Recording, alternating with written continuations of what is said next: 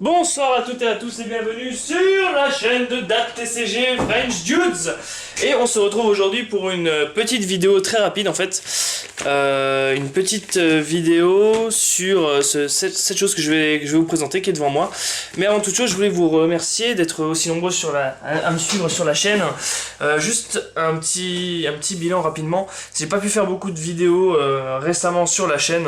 Puisque voilà le contexte voilà, je voulais faire une vidéo sur le BWC France, mais le contexte étant un peu compliqué, l'idée a été abandonnée. Puis je ne fais plus vraiment de vidéos de match et les derniers épisodes du podcast prennent un peu de temps, tout simplement parce que je manque cruellement de temps entre les études, l'association G-Cards, dont on essaye de mettre au jour des projets très intéressants, et mon taf. J'ai vraiment beaucoup de temps à consacrer à tout ça en cette période de fin d'année. Mais je reviens vers vous avec cette petite enveloppe parce que j'avais envie de faire justement autre chose que de parler de méta ou de parler justement de Vanguard en général, de faire des matchs, etc., des matchs commentés. Il y a des matchs commentés qui reviendront sur la chaîne, mais d'abord je voulais vous présenter justement cette petite enveloppe qui vient d'être déposée dans ma boîte aux lettres. Aussi une petite chose, c'est que je ne peux pas vous présenter de vidéo pour l'instant puisque le Mac avec lequel je faisais les montages, enfin le disque dur pour être précis, est bloqué. Et donc du coup il faut que je l'emmène en réparation, donc ça prend un petit peu de temps, mais je vais essayer de vous faire cette petite vidéo à l'ancienne sur ça. Donc qu'est-ce que c'est cette enveloppe? Déjà en fait vous voyez que c'est une enveloppe qui vient du Japon. D'un site internet dont je vais pas citer le nom, et du coup en fait pour la petite histoire, avec mes amis, donc de la conversation Skype avec mes potes, donc je vais citer Prey, John Cena et Axel, connu sous le nom de Shinigami, et Prey connu sous le nom de Louis. En fait on s'amuse à essayer de trouver sur le net les bonnes affaires et à essayer de faire ce qu'on appelle, nous en rigolant, des decks de pauvres.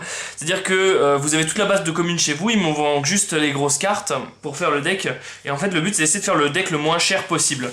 Et donc ce paquet là, c'est quand même une bonne affaire qu'on a déniché, que Axel a déniché, et franchement je le remercie parce que là c'est vraiment énorme.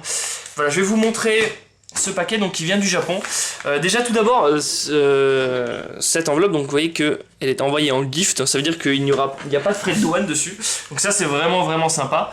Donc envoyé du Japon, une boutique japonaise, et je vais l'ouvrir. Donc vous l'aurez compris que ça parle de Vanguard, et je vais vous expliquer un peu les cartes que j'ai commandées sur cette boutique et à quel prix je les ai eues, et vous verrez que c'est assez sympa. Alors ce qu'il faut savoir sur l'enveloppe, en règle générale, enfin sur l'enveloppe que je vais ouvrir, c'est que cette enveloppe elle contient 40 cartes, et que ces 40 cartes m'ont coûté 80 €. Donc là vous faites à peu près la moyenne de ce que coûte ce paquet, c'est vous fait à peu près 2 € la carte, et il faut savoir que dans ce tas là il n'y a que 2 rares. Donc c'est à dire que voilà, il n'y a que de la double rare ou plus, et dans ce tas là il y a 8 SP à peu près, je crois, de mémoire. Donc on sent déjà la bonne affaire. Donc là, je sais pas, j'ai des cartes, on dirait des cartes Magic en japonais, voilà, qui servent juste à caler les cartes Vanguard. Donc je vais commencer par ouvrir ce premier paquet, je ne sais pas ce qu'il contient. Bien sûr, cette boutique sur laquelle je l'ai acheté, et on le nomme l'Eldorado, parce que vous verrez que les cartes qu'il y a dedans sont vachement sympas. Et je tenais à vous faire partager justement voilà, parce qu'on regarde souvent des unboxings pour voir justement des cartes brillantes, mais là vraiment vous allez voir du coup ce que ça donne. Donc aussi également, moi je suis pris d'un accès de nostalgie énorme, c'est-à-dire que j'adore rejouer les vieux decks. Là récemment j'ai rejoué un Gauntlet Buster, j'ai pris énormément de plaisir à jouer des vieux decks Limit Break, et donc c'est pour ça que j'ai fait cette commande. Donc là déjà, première carte, Military Dragon Raptor Colonel. Donc ça c'est voilà, c'est en prévision du support Tachikaze qui va arriver dans les prochains temps. Je me suis dit que du coup avoir ce type de carte pouvait ne pas être déconnant. Voilà, vous voyez que du coup avoir Raptor Colonel, sachant que j'ai toutes les autres parties de la chaîne de raid, ça peut ne pas être déconnant. Et donc en fait vous voyez surtout qu'il est en SP. Donc je vais essayer de vous montrer la brillance SP. En fait c'est des petites barres sur... Enfin, on va essayer de pas spoiler.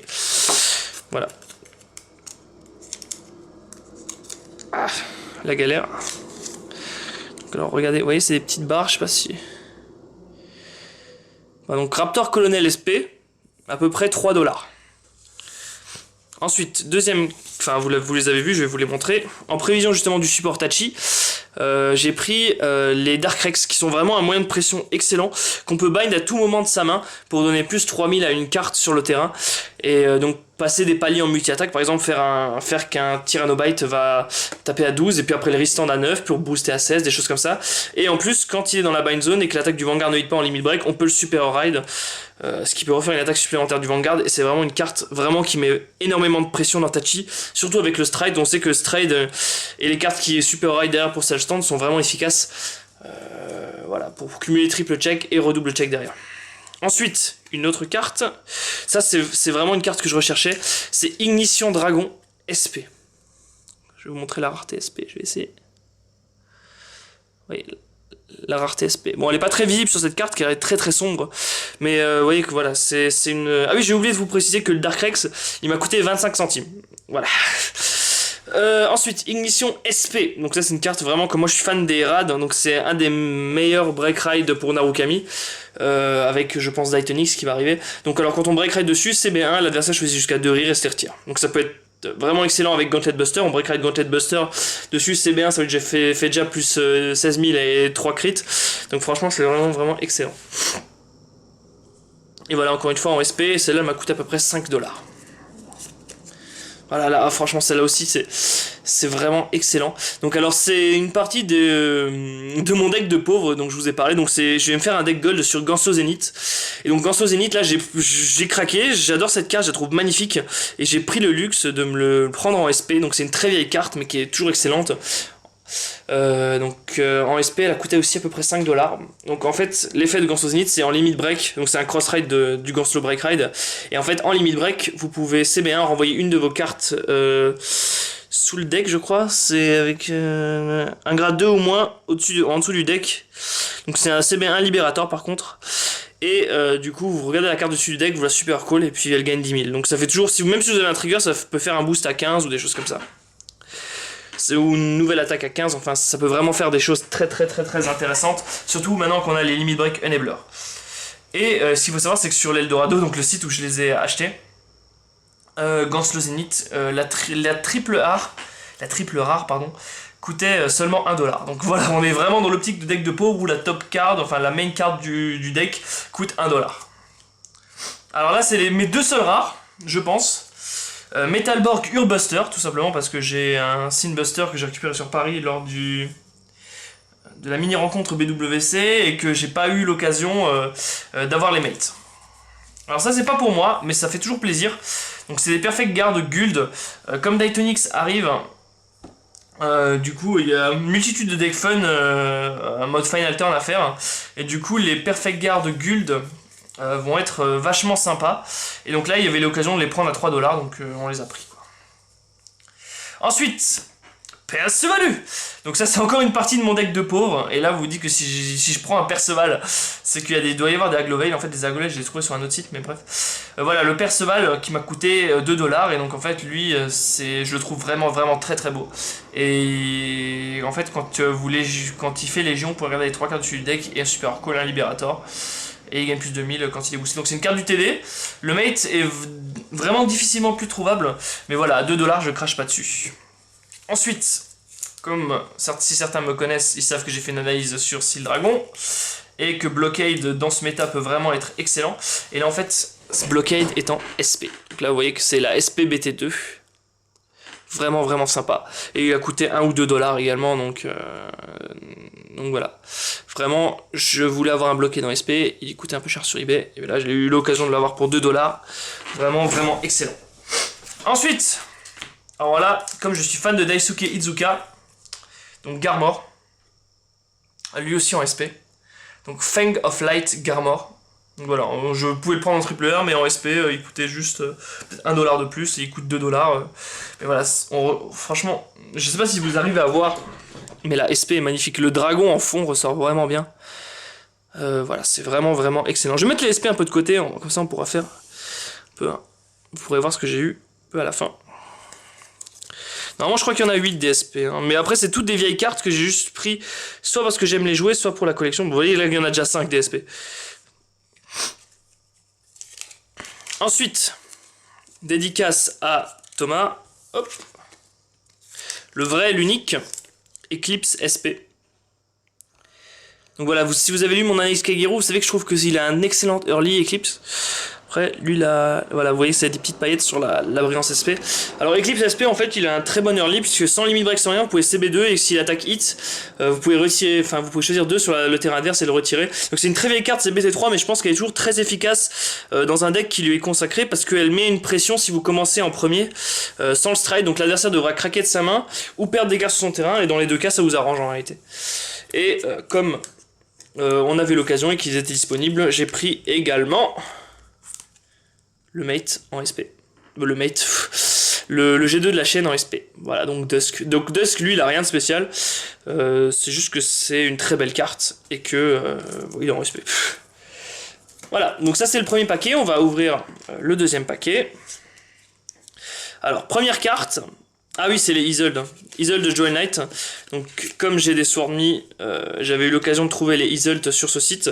Donc, alors, les Isolde, donc Perfect Guard classique, sauf que comme elles ont le nom de Joel Knight dans le deck, elles peuvent marcher très bien avec Swordme si je les prends en dommage, etc. Et elles étaient que à 3$. Donc, le prix d'une Isolde R sur certains sites, quoi. Ensuite, ce sera Sweep. Ah oui, Sweep. Alors là, j'en ai pris 3. Je sais pas pourquoi il n'y en a qu'un qui est sur ce livre. Bon. Alors en fait j'ai racketté les sweeps puisqu'ils étaient à 3$ aussi. Et en fait sweep il va vraiment être intéressant via Shojun. Parce que Shojun, sans limit break, sans rien, si vous touchez le Vanguard adverse, CB1 Nerad, vous pouvez détruire une carte sur le terrain adverse. Et ça va être vraiment intéressant avec justement le starter pour Super Red Sweep dans la foulée, faire un self-stand alors que l'adversaire est encore au G2. Ça peut être vraiment machiavélique quoi. Après cette transition, continuons sur la suite. Alors la suite en fait c'est pas non plus pour moi, c'est pour Vincent qui, vu Daytonix, a envie de se faire un deck budget. Et regardez, il a commandé justement 4 Armor Break qui devaient valoir 25 centimes l'unité. Donc Armor Break c'est simple en limit break, c'est B3, défausse 3, on détruit les deux frontaux. Et il gagne 10 000 3 crits, je crois. Enfin, il gagne 10 000 2 crits, donc il passe à 10 000 3. Enfin, il passe à 21 000 3 crits. Voilà, donc ça fait avec Daytonix, ça fait déjà une avant-garde à 31, 3 crits. Et 31, 3 crits et pas de perfect justement pour pouvoir l'arrêter. Ensuite, autre carte, Colony Maker. Donc là, vraiment, c'est une grosse aubaine. Colony Maker qui était à 3$ sur le site, qu'on trouve sur eBay à une vingtaine de dollars. Donc là, vraiment aussi, c'était un bon achat. Donc Colony Maker qui va être très très bon avec le support Chaos. Ensuite, Blazing Flare SP. Alors là, je complète mon playset pour 2$. Franchement, c'est magnifique. Regardez l'ASP. Bon, c'est toujours un peu la même, je crois, dans les premières extensions. Petite paillette là. Mais vraiment j'adore cette carte et maintenant j'ai tous mes 4 en SP, je suis aux anges. Ensuite, Nebula Lord, donc tout simplement, je crois que je l'ai en x2, ouais. Nebula Lord, tout simplement parce qu'en fait, avec Infinite, ça va être très très fort de pouvoir break ride, puis faire break ride sur break ride, puis lock des cartes, puis Omega Lock. Et du coup, Nebula sera là en finisher, il était à 1$ sur le site. Et enfin, de Perfect Solar Falcon, tout simplement parce que les Beast Deity ça revient très très fort avec le nouveau strike qu'ils ont eu pour leur donner du support dans la dernière extension. Voilà, donc les Perfect sont difficiles à trouver à m'a-t-on dit, et donc là c'est mon pote Thomas qui en avait besoin, donc je lui ai pris puisqu'il était à 2$ unité, donc 4$ les deux, donc moins de 2€ quoi. Et enfin on entame le dernier paquet. Hoya! Oh oui, oh ça c'est magnifique ça. Là, ça je suis content. Donc là vous voyez qu'on avait déjà 8 SP et en fait là on a une Légion rare, donc de prominent score. J'adore cette carte et en fait la Légion rare m'a coûté 4$. Donc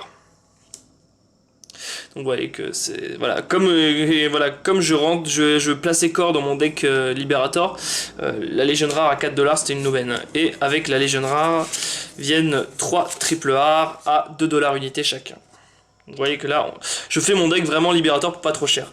Et donc là, c'est les dernières cartes, je crois, pour mon deck Liberator. Ah non, c'est mon Perfect Guard Maria.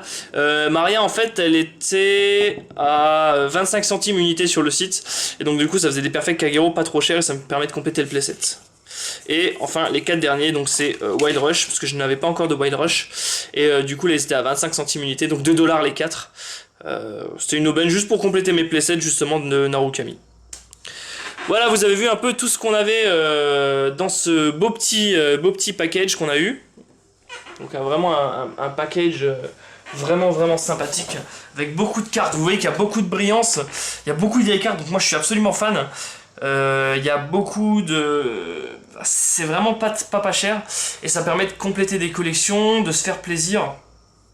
Et moi je me suis vraiment fait plaisir. Et je voulais justement vous faire partager justement déjà d'une part ce délire de vouloir faire un deck, vouloir faire des decks fun. Vous voyez qu'il y a énormément de choses à faire des decks fun. Armor Break, Nebula, pour faire un Nebula stand. Vous avez également des Perfect pour Beast Deity, vous avez des Eclipse. Enfin c'est énormément de vieilles cartes qui deviennent très dures à trouver. Surtout dans ces raretés là. Et en fait là le site qu'on a trouvé en fait il liquide tout. Et donc les tarifs sont vraiment intéressants. Et moi je me suis vraiment fait plaisir. Et donc là vous voyez qu'on avait pour vraiment comme je vous ai dit pour 80 €. J'ai eu 40 cartes quasiment tout au-dessus de la double R. Avec 8 SP et une Légion Noire. Je suis vraiment trop content. Là j'ai la deuxième cargaison qui devrait arriver dans pas longtemps. Je vous referai peut-être une vidéo. La deuxième cargaison c'est plus pour jouer quoi. Là il y a vraiment beaucoup de collections, sauf le corps que je vais éventuellement jouer parce qu'il est vraiment beau. Mais voilà, bon, en tout cas je vous remercie d'avoir regardé cette vidéo. Dites-moi si ce genre d'opening justement vous plaît, parce que c'est quelque chose de très différent du coup de ce qu'on peut voir un peu sur les chaînes Vanguard. C'est vraiment des occasions et des ouvertures, un peu des achats de cartes fun. Qui vous donneront peut-être des idées de deck, je sais pas. Donc voilà, moi je voulais vraiment vous faire partager cette ambiance qu'on est en train de vivre là, avec justement essayer de faire ton deck de pauvre, donc essayer de faire en fait ce qui me plaît vraiment dans cette mentalité là, faire des decks entre guillemets de pauvres, bien sûr c'est pour troller, en fait c'est d'essayer de chercher justement les options.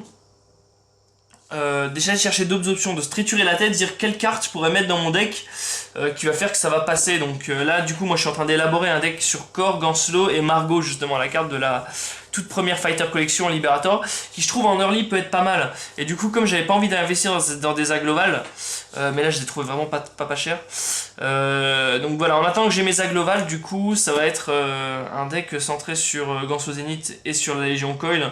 Et pour permettre justement de faire du super call en early pas cher, à la place d'Agloval je vais mettre des trompetteurs, des Starlight Trompetteurs, enfin vraiment des cartes vraiment peu chères qui vont permettre quand même de débloquer des options. Par exemple Starlight Trompetter, je vais faire l'effet, je vais super call de la merde, avec Margot je vais le renvoyer au deck et je vais super call des trucs qui vont prendre plus 5000, ça va faire un early bien aggro, enfin des choses comme ça.